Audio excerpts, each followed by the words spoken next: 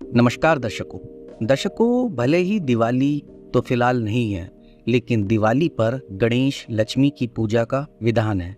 हर कोई इस बात को जानता है, लेकिन कम ही लोगों को पता होगा कि इस दिन सिद्धियां प्राप्त करने के लिए तांत्रिक क्रियाओं का भी शुभ योग होता है। तांत्रिक यानी कि अघोरी खासकर साल भर इस दिन का इंतजार करते हैं। अघोरी वैसे तो भूत प्रेत पिशाच डाकनी शाकनी आदि को वश में करने के लिए तांत्रिक क्रियाओं का सहारा लेते हैं, लेकिन वह देव श्रेणी में आने वाले किन्नर किन्नरियों को भी सिद्ध करते हैं। अब बात यह है कि अघोरी किन्नरियों को सिद्ध क्यों करते हैं, इसके पीछे उनका मकसद आखिर क्या होता है, इसके लिए किस तरह की साधना होती है। इन सब चीजों को जानने के लिए पहले हमें भगवान धन्वंतरी के बारे में जानना होगा। आयुर्वेद के जनक भगवान धन्वंतरी महान योगी भी है। हर प्रकार के रोग के निदान की क्षमता रखते हैं। बताया जाता है कि इतना सब होने के बाद भी भगवान धन्वंतरी को एक चिंता बराबर सताती रहती कि उनकी काया दिनों दिन कमजोर होती जा रही थी। यौवन बीत रहा था, पल पल करीब आते बुढ़ापे को वह रोक नहीं पा रहे थे, इसलिए जीवन से रस भी जा रहा था। वह रसायन शास्त्री और औषधियों के महान ज्ञाता होने के बाद भी कुछ नहीं कर पा रहे थे। चिकित्सा शास्त्र लिखने के बाद भी उन्हें वह उपाय नहीं मिल रहा था जो एक ही बार में उनका कायाकल्प कर दे, शिथिल पड़ गए शरीर और इंद्रियों को पुनः यौवन से भर देता। उन्हें लग रहा था कि यौवन के अभाव में सारी चिकित्सा पद्धति बेकार है। उन्होंने कितने ही प्रकार की जड़ी बूटियां भस्म लेप आदि आजमाए, पर उन्हें वह उपाय नहीं मिला जो उनका कायाकल्प कर सके। फिर भगवान शिव की दया हुई, जिससे उन्हें मनोवांछित फल मिल गया। हुआ यूं कि एक दिन भगवान धन्वंतरी यही चिंता लिए सोए तो स्वप्न में भगवान भोलेनाथ ने दर्शन दी। उन्होंने बताया कि मृगाशी रूप कविता किन्नरी रस से तुम्हारी मनोकामना पूरी हो सकती है, इसलिए तुम उन्हीं की आराधना करो। फिर भगवान धन्वंतरी ने वह विशेष साधना करके चिर यौवन प्राप्त किया। यह भेद अघोर पंथ अपनाने वाले अघोरी भी जानते हैं, इसलिए वह दीपावली की रात से कठोर साधना आरंभ करके किन्नर किन्नरियों को सिद्ध करते हैं। गायन विद्या किन्नरों के ही अधीन है। उनमें रूप परिवर्तन की भी अद्भुत क्षमता होती है। सौंदर्य तो जैसे इनका गुण ही है। प्रमुख रूप से किन्नरियों के 8 समूह हैं। इनमें मंजू घोष किन्नरी, मनोहारिणी किन्नरी, शुभक किन्नरी, विशाल नेत्र किन्नरी, सूरत प्रिय किन्नरी, अश्वमुखी किन्नरी, दिवाकर मुखी किन्नरी और मंगला किन्नरी भी शामिल है। ये सब साधक को अलग अलग फल देने वाली होती है।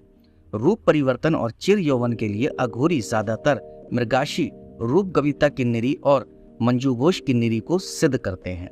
किन्नरियों की साधना से द्रव्य भोग दिव्य रसायन स्वर्ण वस्त्र भी प्राप्त किए जा सकते हैं। इनकी साधना की विधि भी अप्सराओं की साधना की तरह होती है। बताते हैं कि मंजूघोष किन्नरी की साधना दीपावली की रात अमावस्या से पूर्णिमा तक पूरे 1 महीने की जाती है। साधना और तंत्र क्रियाओं के लिए अघोरी शमशान को सबसे उपयुक्त स्थान मानते हैं, क्योंकि यहाँ उनकी साधना भंग होने की आशंका काफी कम होती है। साधना पूर्ण होने पर मनोहरी किन्नरी सभी मनोकामनाएं भार्या के रूप में पूरी करती है।